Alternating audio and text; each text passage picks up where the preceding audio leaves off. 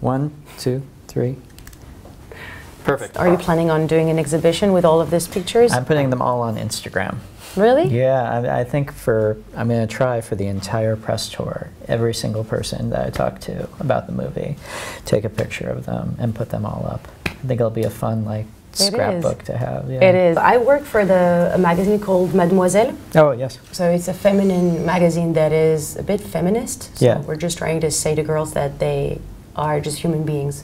Rock and roll. Why do you think it's important to have female characters in Star Wars? Well, for me, when I was growing up, when I saw the heroes in Star Wars, like when I saw Luke Skywalker, it inspired me because here was a young kid who is in the middle of nowhere, but he's about to go on this big adventure. I related to that. It helped me as a kid think, okay, I can go out into the world and find my place in it. So young girls, I mean, they've had Princess Leia in these movies, and in the prequels they've had Queen Amidala, but they've never had someone like Rey before. They never had someone who is that hero who's going on that journey and finding her place in the world. I think that's very important. I think that's very important, and I think for girls to see a young woman in that role, I think means a lot. It also, though, I think guys can relate to it too. Friends send me pictures of little boys who want to like dress up as Rey and like who want to be, and that's super cool. You know, I don't know. It is. Yeah. You're actually answering all of my questions. I apologize. No, I'm sorry. Fine. I'm racing ahead. When did it really hit you that girls might need, like you did, a role model? It's interesting. One of the very first things that Kathy Kennedy told me when she first told me about episode 7, before I heard the story, before I read the script, she said it's a female protagonist, and instantly my heart started pumping. Like, that's very exciting.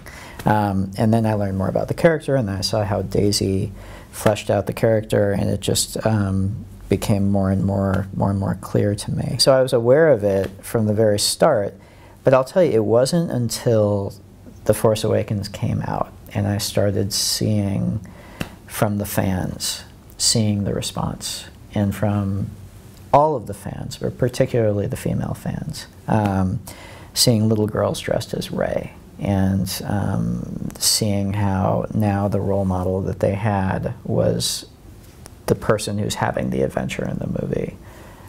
It was fantastic. The other thing that really helped me kind of appreciate it was talking to Carrie Fisher. Carrie, you know, when she was Princess Leia in the original film, she was literally the only real main protagonist who was a woman in those movies. And she was so conscious of what that meant to girls who were growing up watching the movies and what Leia meant to them. And seeing from all of her years of interacting with the fans, seeing how deeply she felt that and how important it was to her, it was impossible not to take that lesson from her and to realize, oh wow, this goes even deeper than what I can see. This goes back 40 years in terms of what this character means to the female fan base. As a little girl, I grew up getting used to identify with male characters. Mm-hmm. So do you think that soon boys will be able to identify to Rey or other female characters? God, I hope so, and I think so. I mean, I feel like you already see, like I said, you already see boys dressing up as Rey. I think particularly in these stories, if it's not that way yet, we have to push it so it becomes that way. I think it has to be as interchangeable as that, because I mean, my God, if you can identify with a droid, if you identify with, or if you identify with a Wookiee, you know, you should be identified with the other sex also. In these stories, because, you know, in their own way, they're myths. And in a myth, every single character is a character, but they're also represent, each of them represents a different part of the person who's watching it. So for Kylo, that's kind of, you know, that represents your anger against your parents, you know, or the rebellion of, you know, being a teenager. Rey represents more the optimism of how am I going to find my place in this world? I have these new powers that are dawning in me. How am I going to use them going out there?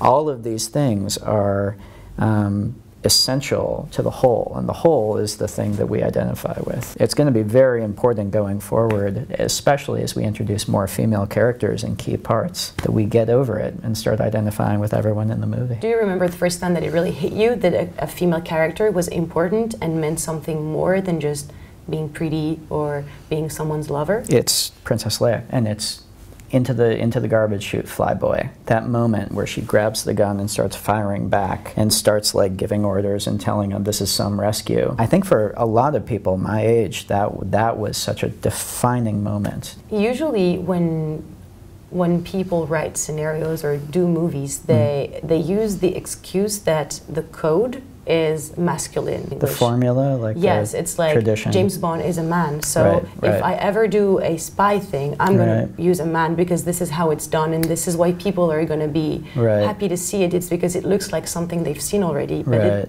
kind of sounds like an excuse to me.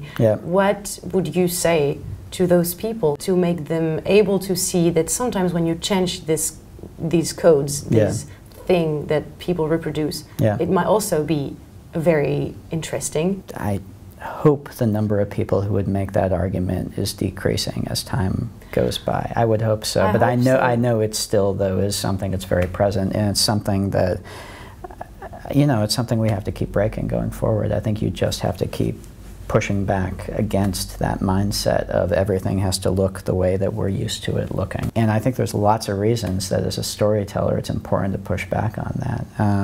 A lot of the reasons we've been talking about you know, women and also, you know, different ethnicities needing to see more of themselves up on the screen. I think there's value in that. I think that's important. We've been looking at white guys as heroes for all of our lives in these movies. It's just for the sake of let's see something new, let's see something interesting, let's push into new territory and let's find new, you know, new types of heroes to root for. It's all important, I think. But I do think there's progress being made. I mean, look behind us, the fact that with Star Wars you have Rey up there front and Carrie front and center. The fact that this is happening right now in some of our biggest cultural touchstones, I think, is very encouraging. Did you find it hard to write female characters? Did you found things that you didn't find with male characters, or was it as easy?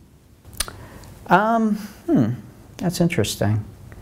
I've always felt really comfortable writing female characters. I've never felt like a block. That could be a good or a bad thing. I don't know. I could be just... I believe it's a good thing. I hope so. I could just be... I was going to say I could just be ignorantly writing. And the truth is, I'm a guy. I'm writing all of this stuff. That's the other side of this. It's great to get female characters. We need more female filmmakers. We need more female writers and directors out there. Because at the end of the day, I can write as honestly as I can. I can put as many female heroes up there as possible. I'm still a guy. I'm going to be writing from a guy's perspective. Carrie was like a big factor in gut checking a lot of the things when we came into it, and she would push back, and that helped. But at the end of the day, ultimately, you're always writing from your perspective. It's inescapable. And that's why I also really believe, especially with big movies like this, we gotta get more women making them. I agree. Yeah. I agree. I'm available next year. Okay, all right. I'll get That'd be awesome. Okay, my last question. So what would you say to convince girls to go see this last episode, the latest episode? Oh, I would say I think it's a good movie.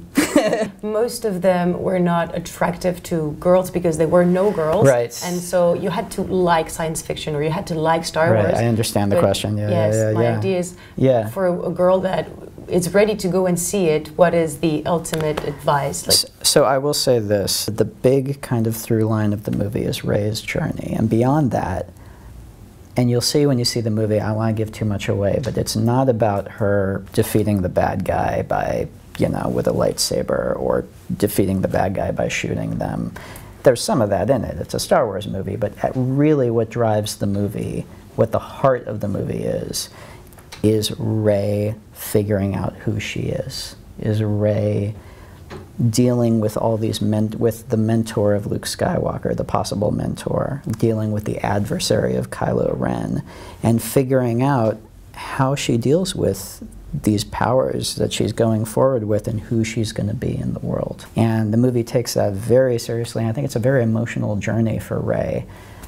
and I hope it's one that audiences will go on with her, you know. Thank you Yeah. very much. Thanks a lot. That was a real pleasure, yeah. Me too.